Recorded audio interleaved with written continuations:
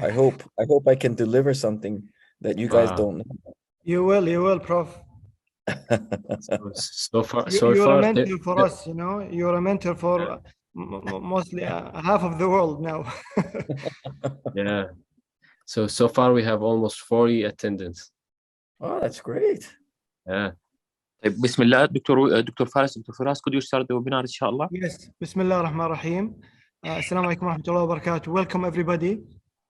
I would like to welcome everybody to this special webinar. We will be talking about an introduction about lymphedema surgery.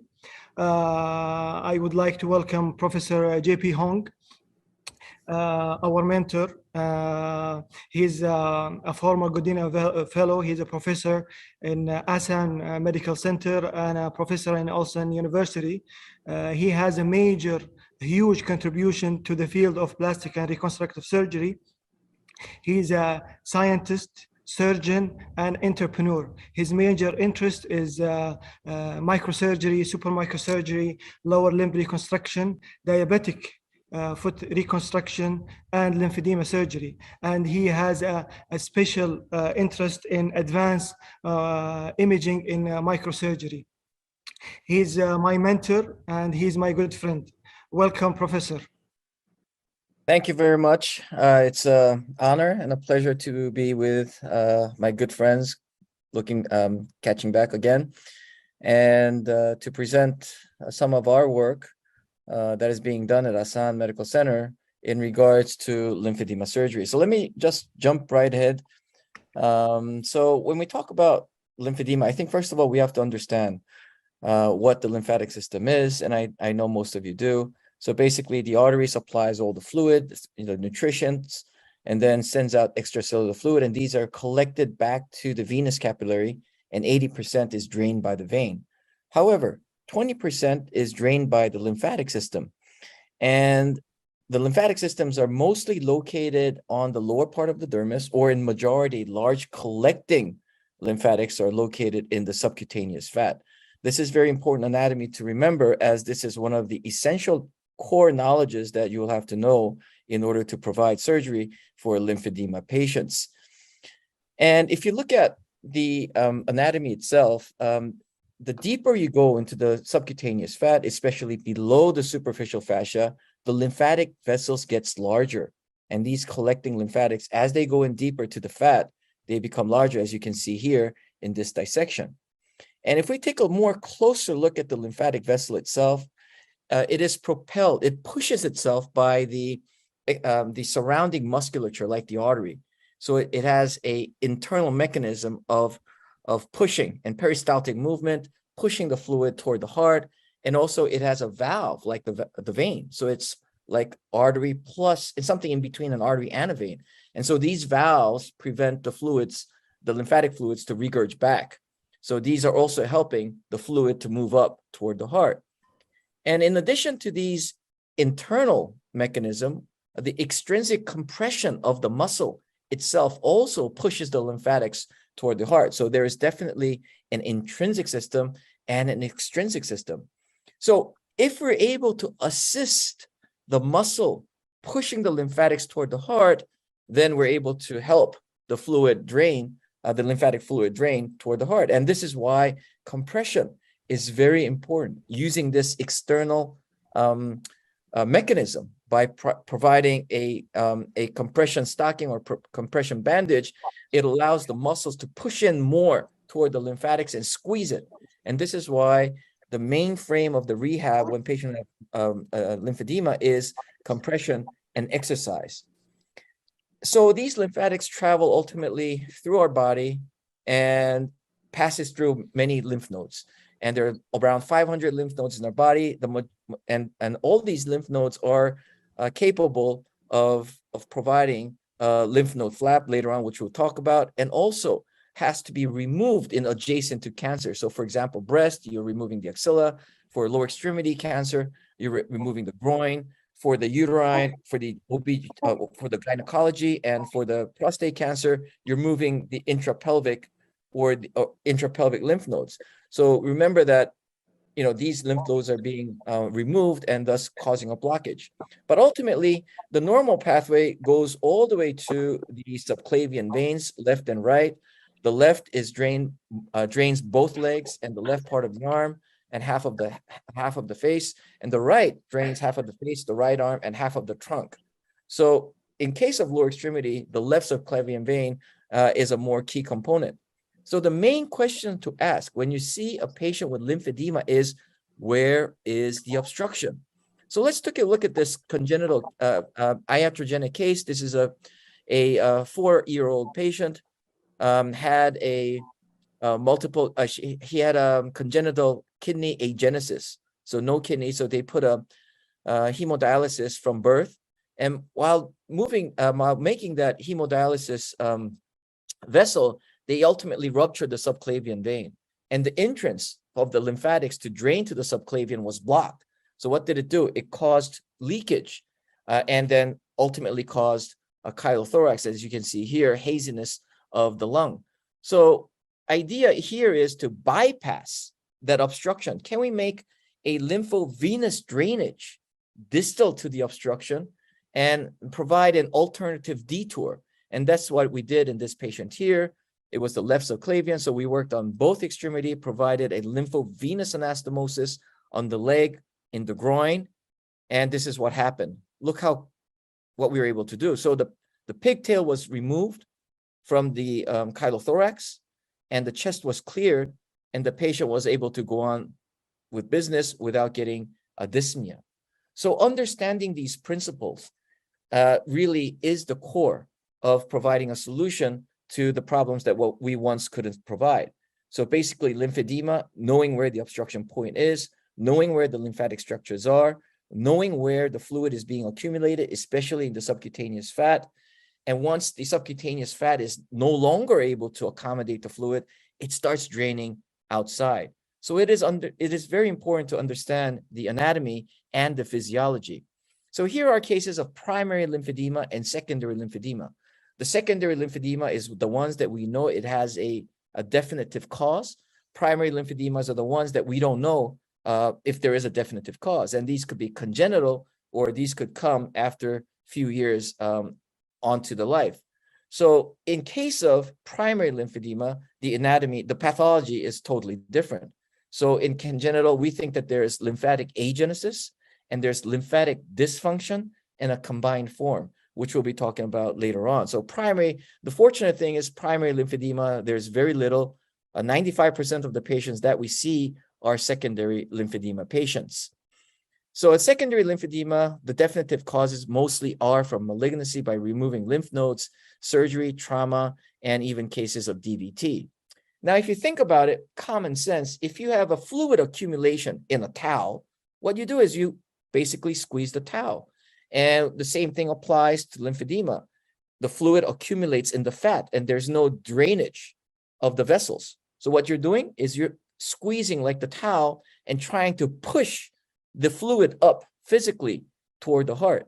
The good news is that in acute lymphedema, 85 to 90% of early acute lymphedema responds very well to these kind of compression therapy or decongestive therapy. And this is why you have to work very closely with your lymphedema specialist or your rehab specialist. And this is the reason exactly why you need a multidisciplinary approach.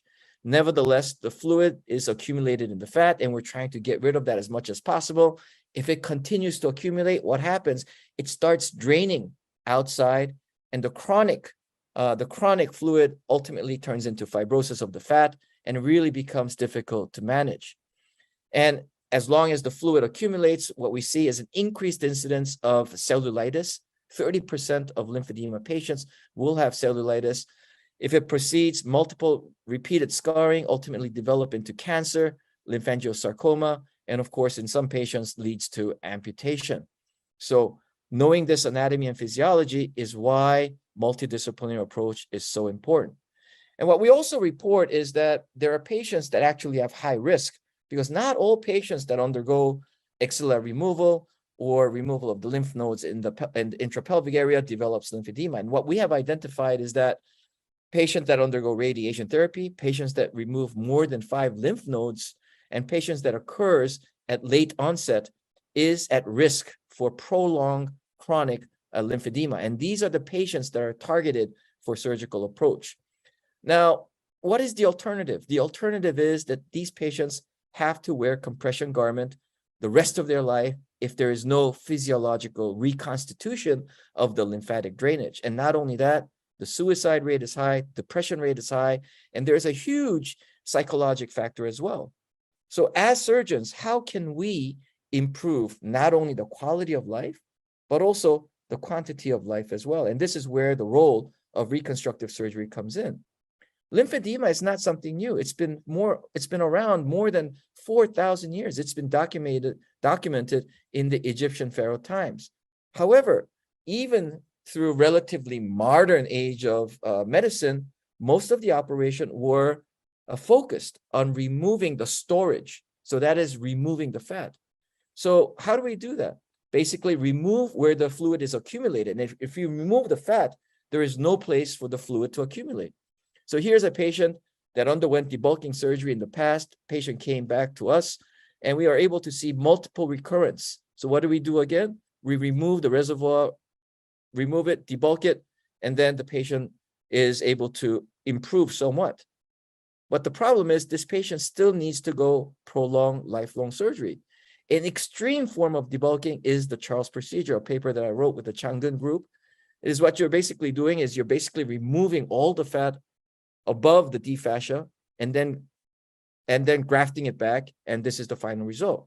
This patient will never have lymphedema on the leg again where we did the debulking. However, what is the goal of surgery? If this patient wants to go out on the beach, swim, wear short pants, wear short skirts, this patient will never be able to. Even though we fixed the problem, we're not able to help with the quality of life. So how can we do better? And this is where a lot of liposuction approach has been approved, focused on. There's a huge group in Sweden, my good friend, and he does a lot of liposuction and it has a relatively good result. However, there's a very high chance that you'll have to continue to wear compression garment. But this is really useful in primary lymphedema patients where there's no lymphatic system. So we are not able to do physiologic surgery. So basically we go right ahead after evaluating the lymphatic system. If there's no lymphatics, we go right ahead with liposuction. And of course, the patient will undergo liposuction multiple times, but nevertheless, the patient is able to have a relative good quality of life, even in this 7-year follow-up. Quick method of draining in acute cellulitis stage. We also do horizontal excision and do MPWT. This is also a quick way to remove fluid, which has been working very well for us in acute cellulitis setting. Nevertheless, it is not a permanent way, but it really is able to put out the fire in patients with acute cellulitis. So all these patients, with the exception of Charles procedure, needs to have a prolonged, lifelong compression garment therapy. So although we're able to improve somewhat, it is far being an ideal way to improve the quality of life. And this is where physiological lymphedema surgery comes in. Remember, all lymphatic fluids ultimately drain to the subclavian vein. And if we're able to help lymphatic fluid drain to the vein, it will improve the load and basically bypass the obstruction site. So this method is the first lymphovenous bypass, distal to the obstruction. And another way that we like to do is in the lower extremity, lymph node to vein anastomosis. And of course, in case we're not able to do LVA because the lymphatics are so small, but still there, and then these patients are candidates for lymph node flap transfers. And all these 3 methods are basically physiologic methods. And this kind of idea is not new. From the 70s, O'Brien group from Australia has tried, but had limited success. And why did he have limited success? It's because they didn't have the ability to find good functioning lymphatics. So they find sclerotic lymphatics in progressed disease. So they hook the vein up, but there's nothing because the lymphatics is already degenerated and it's not functional. So the key in order to have a good physiologic surgery is the power to identify good functioning lymphatic vessels. And of course, we have multiple preoperative studies that we do, lymph scintigraphy, MR lymphangio, using the ultrasound, ICG, and in some cases, gamma probing. So let's quickly take a look, because this is very important. And this is the basic scan most of the lymphedema patient has. So what is this telling you? It is telling you the left side, the lymphatic flow is nice, but the right side, there is no flow. Does this mean that this patient, the lymphatics is functioning or not? We don't know, because the lymph scintigraphy is an image only up to 2 hours. We don't know, the lymphatic flow might happen after 4 hours, 8 hours, but nevertheless, this imaging gives you a rough idea if the lymphatic function is decreased or not. It doesn't give you exactly whether or not there's clearly a function in lymphatics or not. This is an ICG made popularized by Dr. Kushima, Japan, one of my mentors. And you could see that in patients with early stage, you can see a clear linear pattern. And those are the targets to do lymphovenous bypass. But what about these stage 2 and stage 3 patients? You see that there's no clear lymphatics. But does this mean that there's no lymphatic vessels? No, because the ICG is only able to penetrate maximum 15 millimeters. And when you see obese patients or patients with aggressive lymphedema, they all have subcutaneous more than 1.5 centimeters. So this doesn't give you an idea in late stage, nor a clear image of what's going on underneath the lymphatics. So let's quickly take a look at this imaging here. What we use is MR. This is MR lymphangio, and you could actually see clear lymphatics going in more proximal to the heart. But the problem with MR lymphangio is that it's very difficult to map out where exactly in the skin. So ultimately, we use the ultrasound to identify functional lymphatics with the vein nearby, and this has been our major tool. And you can see that you're able to identify lymphatics with high frequency ultrasound. So these are 18 or more megahertz of ultrasound, and then adjacent lymphatic vessel as well. And in this video, you could clearly see that the superiority of the ultrasound compared to the MR or the ICG. So here's a patient in early onset. In early lymphedema patients, you're able to clearly see lymphatic vessel, and then we use the ultrasound to map out the nearby vein. So we know exactly where the lymphatic and the vein is, so LVA is relatively made easy. Now, the problem is it becomes tricky when there is more advanced lymphedema patients. So here is a stage 3 lymphedema patients, and you can see that we did the ICG mapping and there's no lymphatic vessels. And we then bring in the ultrasound and we actually start mapping, and the ultrasound also does not show any functioning lymphatic vessels. So in our experience, for the advanced lymphedema patients, actually not to have any functioning lymphatic vessel is only 6 to 8%.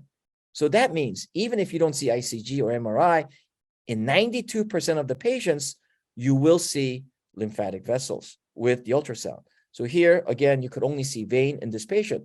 So let's take a look at another stage 3 patient here. Definitely stardust pattern. There's no linear pattern of the lymphatics.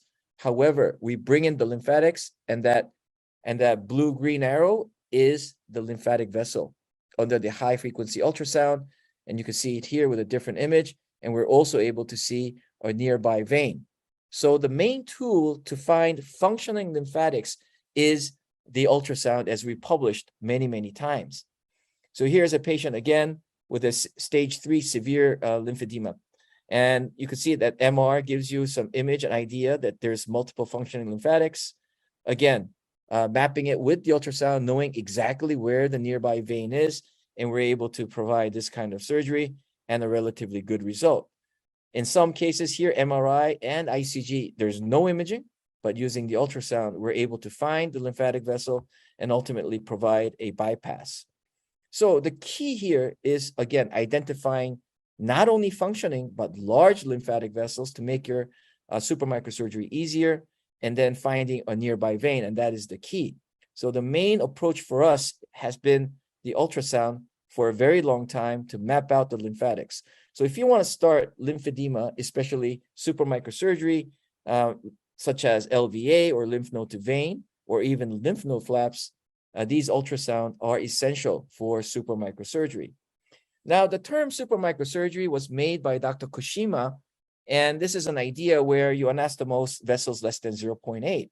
Why is this idea different? Because in the past, we were told that 0.8 or less, has a high rate of failure. And this is why with improved instrumentation, improved sutures, 12.0, 13.0, and improved magnification and also imaging, it allows us to do these kind of small vessel manipulation, and hence the idea of a different category of microsurgery, which is supramicrosurgery.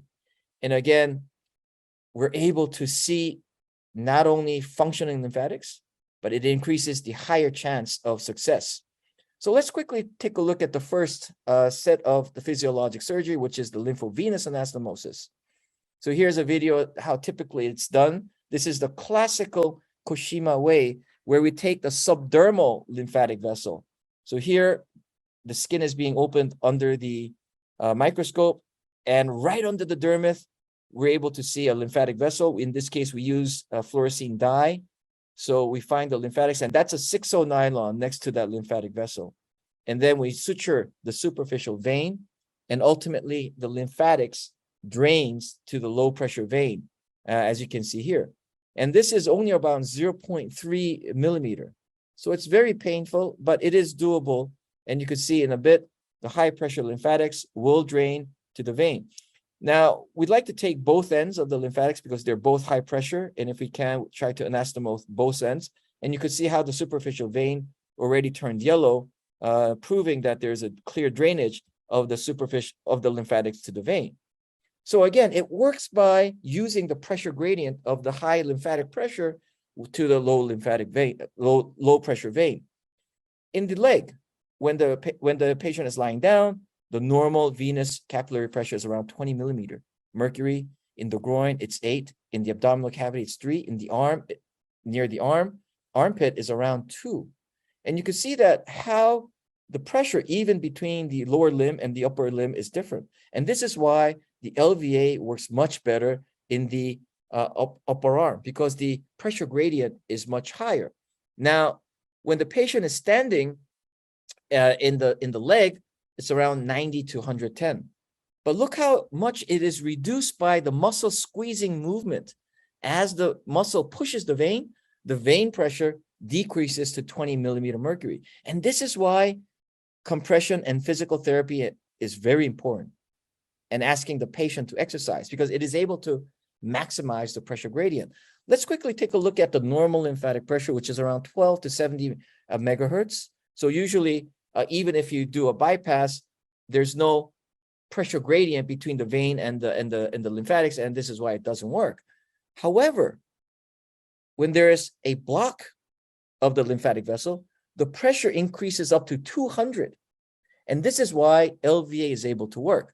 High pressure lymphatics flowing to the low pressure vein. And this is the idea between using the LVA and maximizing the pressure gradient with compression and exercise.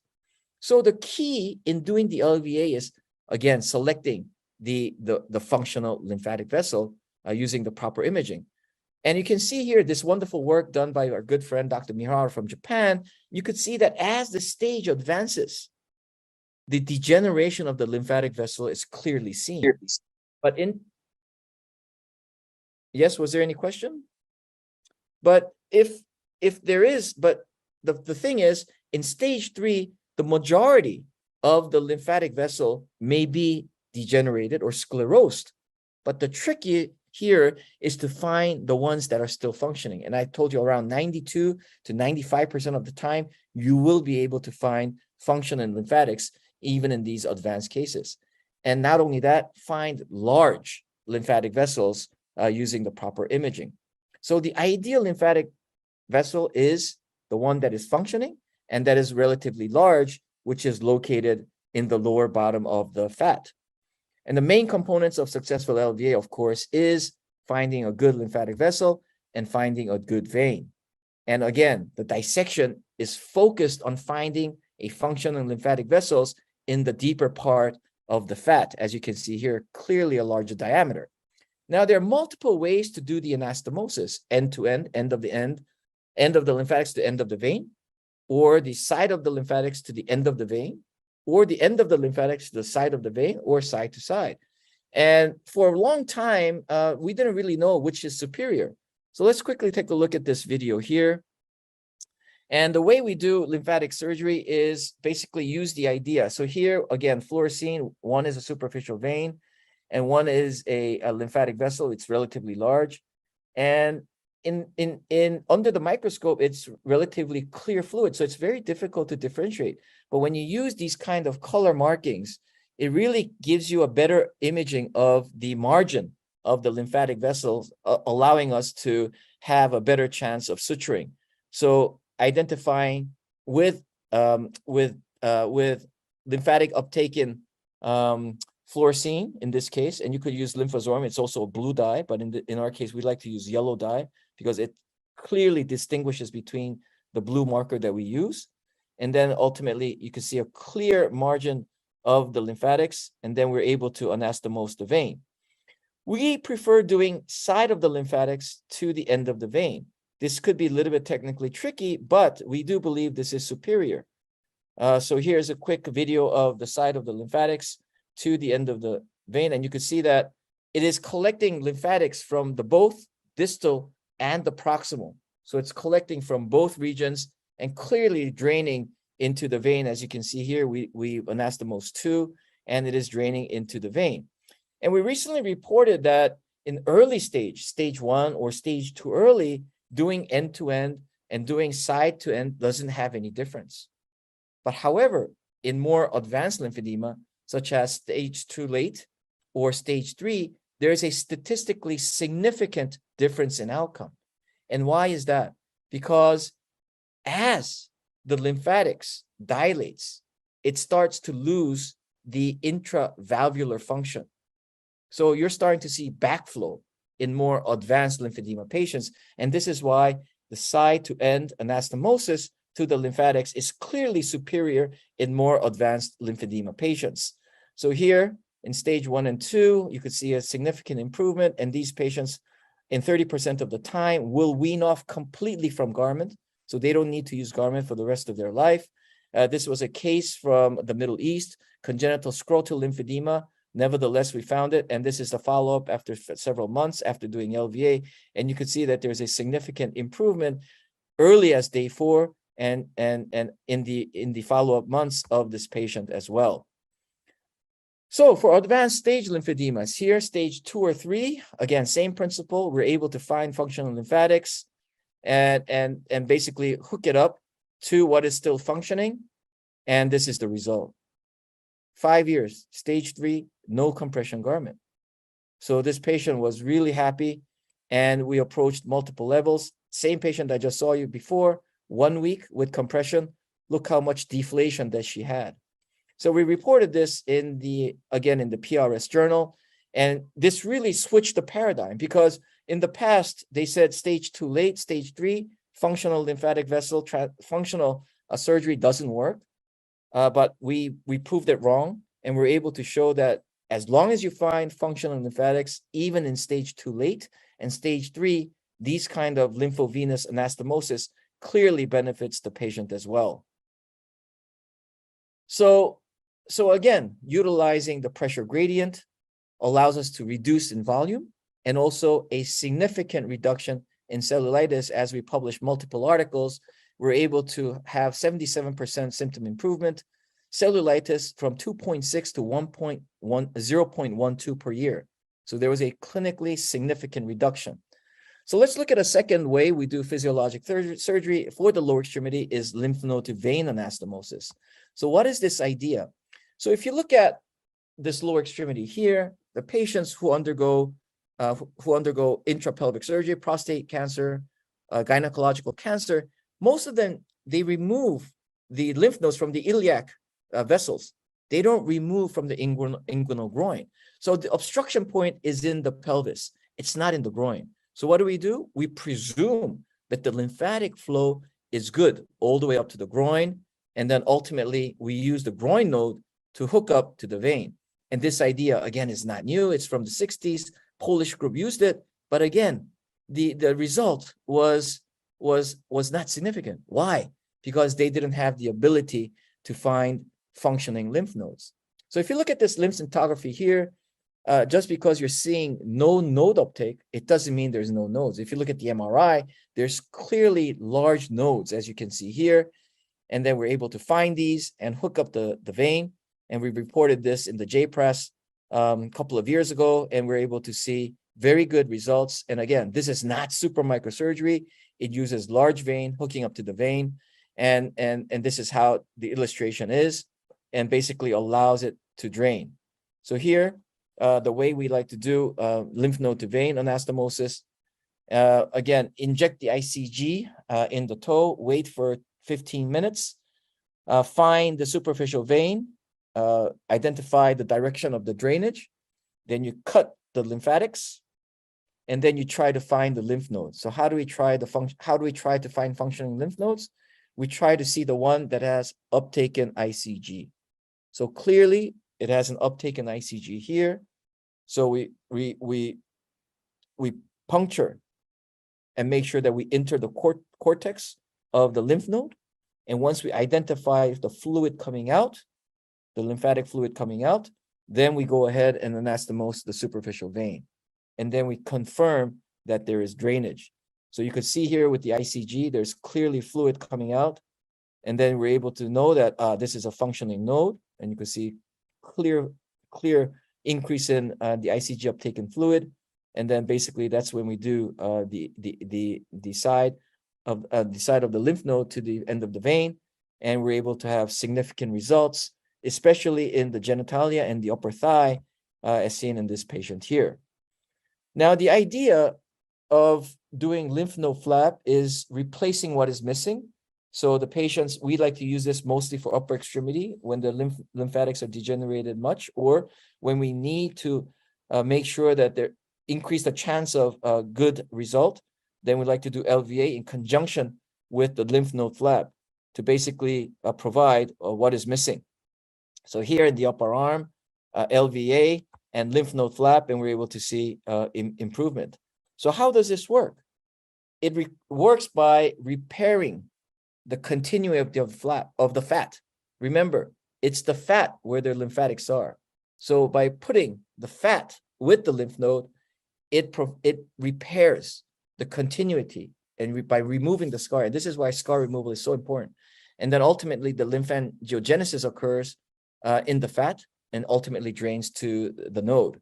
And so that's how this lymph node the lymph node flap actually works. So going back to our approach, our strategy here for the upper extremity is, again, stage 1, stage 2, stage 3. We all send to the rehab. Make sure that these patients are not responsive for compression therapy. And if they're not responsive, then they're candidates for surgical approach.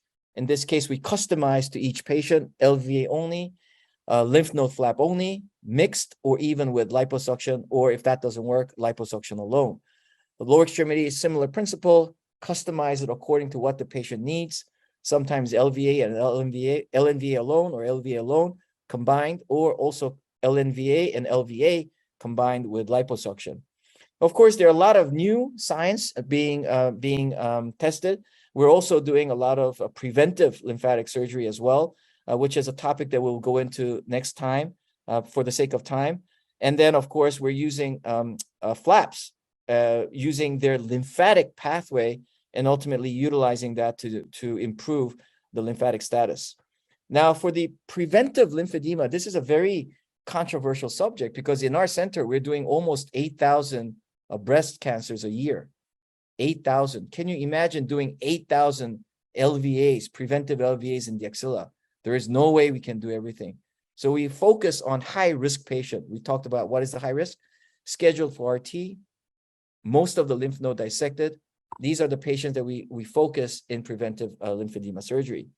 Here is a patient where we reorient the pathway of the lymphatics in cases where the medial thigh has trauma. So we orient the pathway, making sure there's a fat continuity and ultimately allow the patient to have improved lymphedema. This is not with LVA, but just by providing a pathway, reconstructing the pathway of the flap of the fat, the lymphatic pathway, allows a better lymphatic drainage. So today, my given time was only 30 minutes. We had a basic introduction and idea of the anatomy and physiology of why lymphedema occurs and what we utilize in that physiology to provide a physiological reconstructive lymphedema surgery. We also talked about the importance of compression and exercise and collaboration, teamwork, multidisciplinary approach to make the effect the highest. And we also basically talked about what is our strategic algorithm. I think the most important thing is that, there's a lot of frustrations involved. There's a lot of techniques that are involved, new ideas that are involved. But I think, as Dr. Kushima taught me, that we have to believe that it works, and one day you'll be able to do lymphedema surgery. This is exciting because it's an ongoing science. A lot of it is preliminary finding. The surgery itself I've been only doing it for the last 17 years. These are most preliminary findings. And of course, there's a lot of perseverance, patience involved in building these technical skills. But I am very proud to say that we're able to provide hope in patients which had barely no solution, no permanent physiological solution before, in 1 out of 100,000 primary lymphedema patients, and in 20% of the patients that develop lymphedema after lymph node removal. So we are surgeons that are giving hope. So with that, thank you very much, and I'll be more than happy to entertain any questions that you may have. Thank you.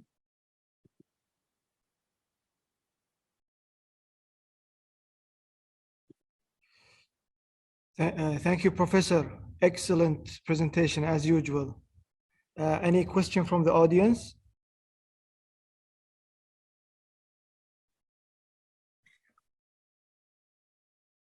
So thanks a lot, Professor JP.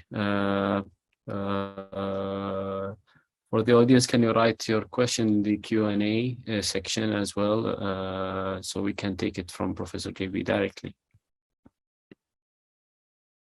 I have a question, Professor. What do you think about conventional liposuction versus laser liposuction? I saw a lot of Dr. Hakan from Sweden patients, and the results were excellent. And he's using only conventional liposuction. Yeah, I mean, Hakan is a good friend. He's actually done more than 10,000 lymphedema patients just by doing liposuction, and his results are remarkable. Hopefully, we could have him in this panel in the future one day. For us, I don't believe there's a huge difference in using conventional and also using ultrasound assisted liposuction like the Vaser. We prefer to use ultrasound assisted because I believe it's easier. And I also believe that it breaks down the scar much easily.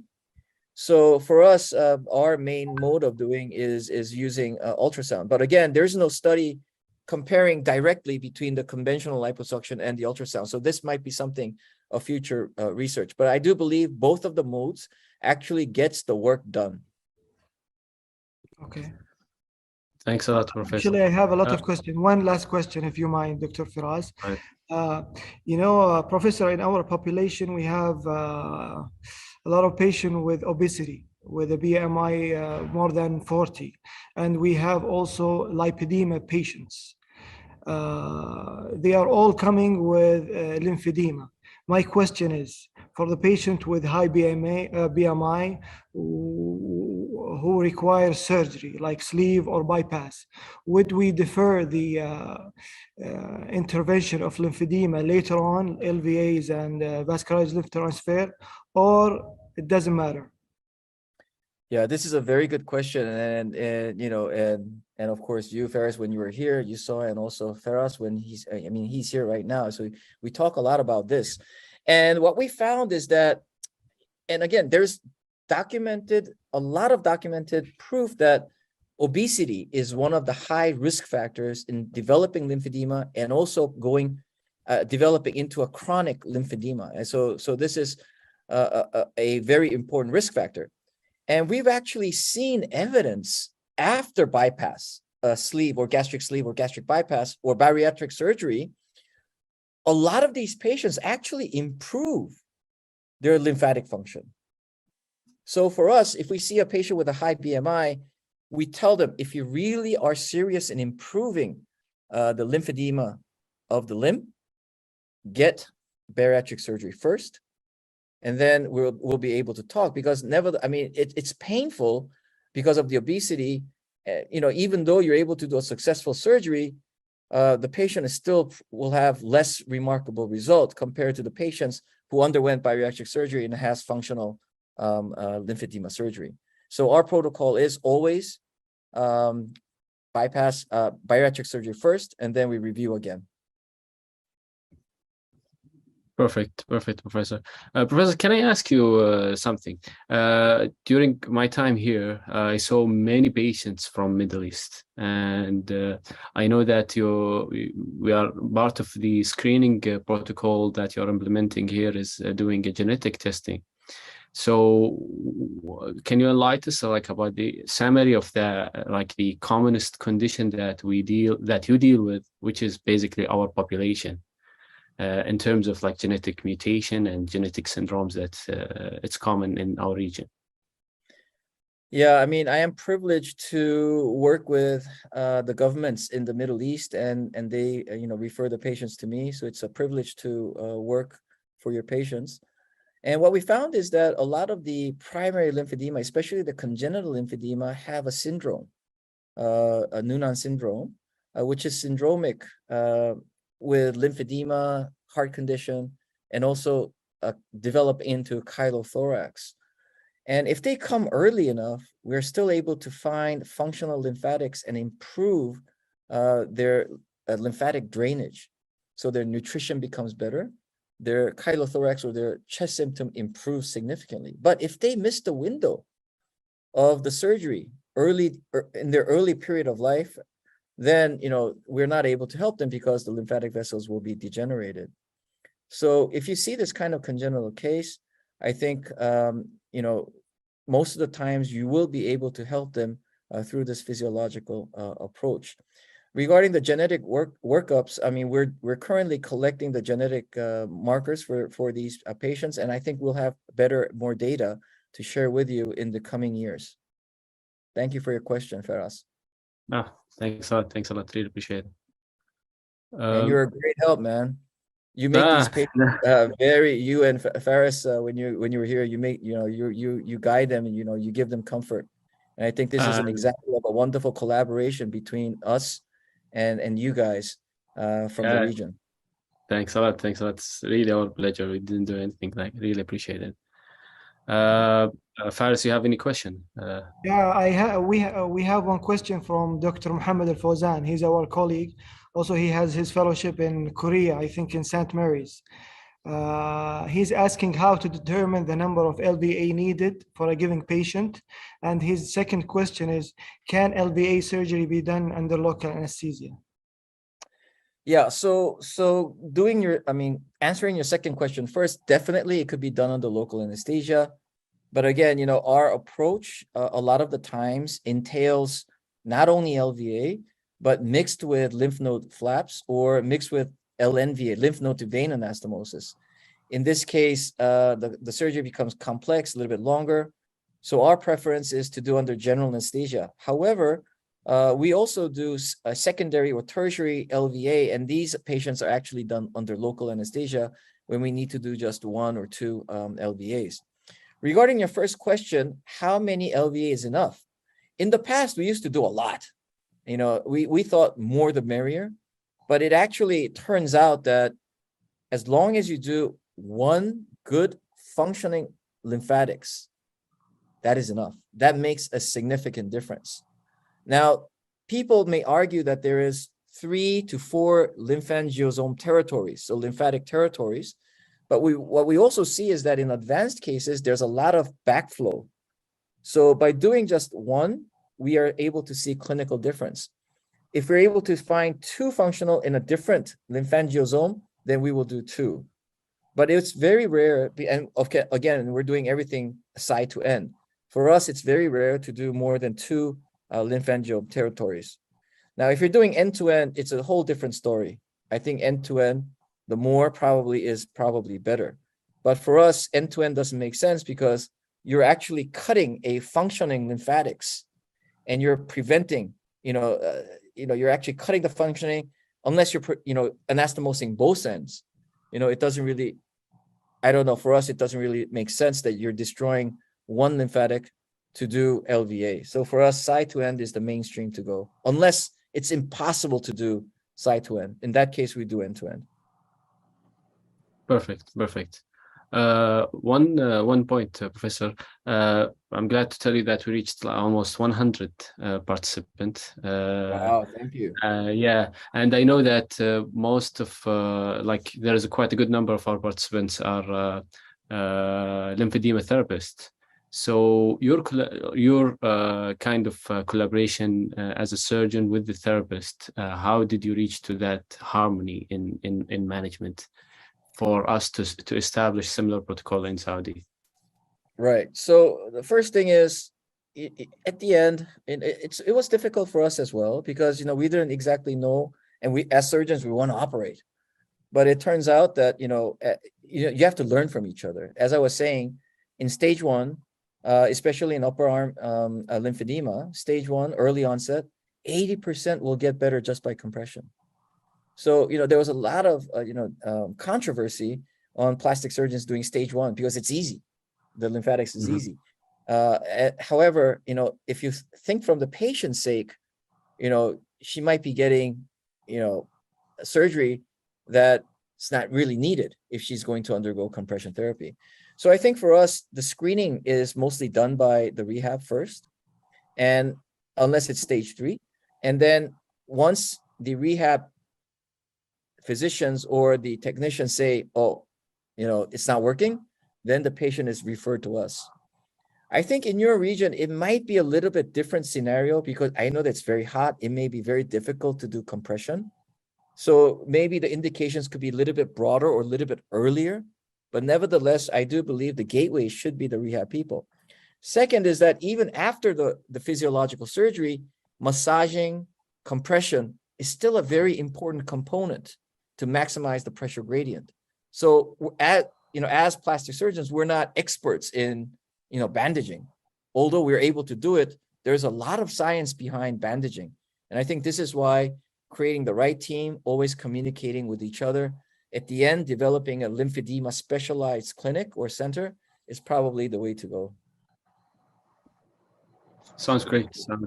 Thanks a lot. Really appreciate it. Dr. Yasser. Sorry, I have emergency care by morning, so I joined late, but I enjoyed the presentation so much. For me, I am not a microsurgeon, so I will ask something in this field, because many cases I see, but they are mostly in late stage 1 or 2. They want to get rid of the bandaging or the compression therapy, or some of them are not compliant. Some of them are not benefit from this. When I can advise patient to go for 2 things. One, if a patient with stage 1, shall I advise him to go for a specialized center for microsurgery he will benefit from such lymphovenous anastomosis or lymph node transfer, or it's better for him in early stages to continue for conservative management? This is one thing. The other question, if I have a patient not compliant or not benefit from pressure therapy, and he is in late 2, most of cases are in this stage, will I push him to go for this physiologic operations, or I will push him for something more conservative like liposuction, and it will be much easier for him? So I will treat him or I will transfer him. This is important for me, because we are not here. I am not a microsurgeon, and we don't have a center like this here. Thank you, Dr. Yasser. This is 2 very important questions, I think. Again, going to your first question, if it's an early onset stage 1, I would definitely, transfer the patient to the rehab and say, hey, look, if you're compliant, you might not need surgery. 80%, will recover. So, go to the rehab until the rehab gives up and say, oh, you cannot do it. The second question is in regards to compliance.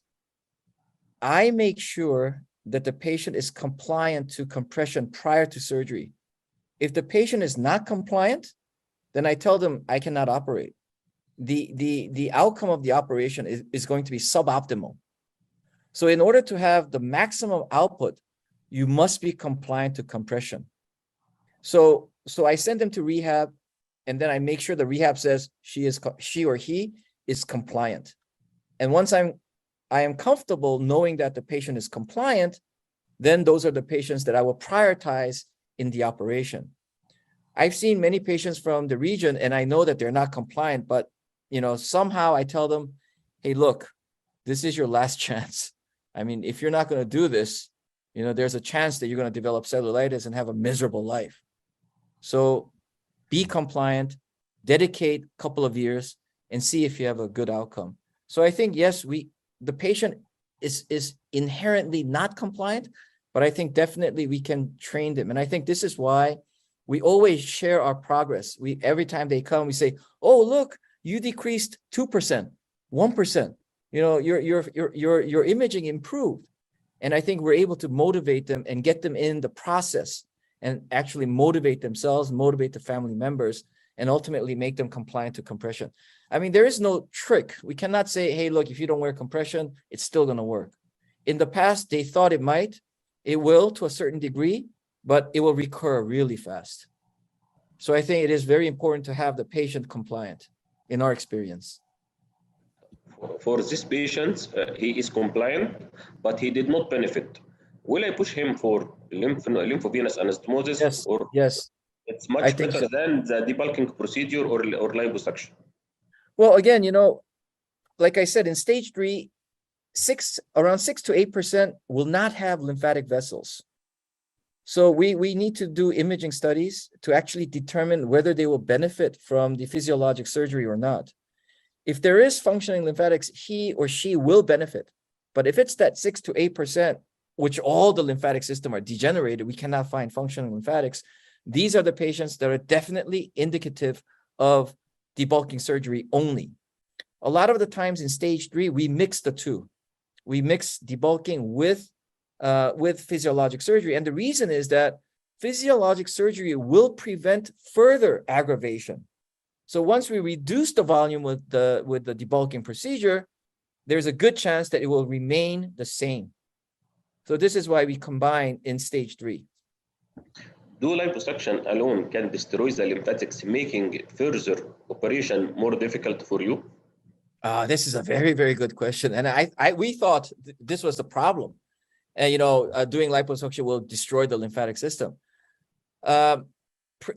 Some of the preliminary findings that we're investigating right now, and we're gathering the data, is when we see patient with liposuction in the beginning, we do believe, yes, it is destroying the lymphatic system. But like all vessels, lymphatic vessels has the power to regenerate. And if the lymphatic burden is decreased by debulking, we believe that the lymphatic regeneration would be better. And we're slowly seeing evidence after liposuction, the lymphatic regeneration is still happening. So if we're doing, so what happened to us is after we do debulking, we come back a year later, we do imaging and we actually see functioning lymphatics, and then we do secondary LVA. So this is why all the approaches need to be customized according to the patient's development or progression. This is a very good question. Hopefully we'll be able to provide evidence, but our preliminary findings from imaging, especially using the MRI, is suggesting exactly that. Thank you for your question. Very great question. Thank you, sir. Thanks a lot. Thanks a lot, Dr. Yasser. Thanks a lot, Professor. One quick question.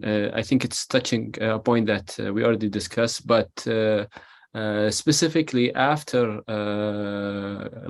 compression, compliance with compression, rehabilitation, everything, when a therapist can refer a patient to microsurgery, how long they should wait? Yeah, so if you talk with your rehab specialist, usually they have some mode or method to measure the circumference, or do a bioimpedance test, or measure the volume with 3D imaging. So there's many ways to do this, and they will actually see whether or not there's a decrease in the overall outcome. And when they see that, most of the times they will stay with the rehab. If it's a steady or even accelerating in regards to increase in volume, then that is the point that they would refer. In our center, we also use what is called a 2-week challenge. So they do a very aggressive compression therapy for 2 weeks. And if it responds to that, then they know that there's a chance that the patient will benefit from compression. In 2 weeks, if there's minimal change, then they will refer the patient to us. Sounds great. I think one last question is from Faris. He's saying that is there a need to do follow-up after anastomosis, either short or long-term, to assure the patency of the anastomosis? Yeah, this is again a very good question. And if you look at literature, there are a few literature, not many, but few literature saying, oh, after 1 year or after 2 years, the patency rate is around 50% or even less than 50%. Now, if you think about it, it's not because, you know, of the anastomosis or anything. It's because the pressure gradient, the high pressure lymphatics, as you drain and the vein pressure remains the same, it will, as it drains, it will eventually stable out almost the same pressure as vein. And when this happens, this is when the LVA will stop functioning. And this is why LVA sometimes recurs if the patient is not careful. And this is why we say, hey, look, if you're doing strenuous exercise, make sure the compression is on from time to time. And you know, this is called partial weaning. So we believe that this is really dependent on in how much the pressure gradient recovers into normality. And I think that is the cause for the maintenance of the LVA or not. Sounds great. Sounds great. I would conclude this talk, Professor. I really appreciate your time, and I know like there are many questions, and one question can lead to another question, especially that we are really striving to know more about this, as we are struggling with many patients here that are really in need for like a touch or an intervention that can alter their lifestyle. So thanks a lot for your time, and I really appreciate your time. And Thank you. I think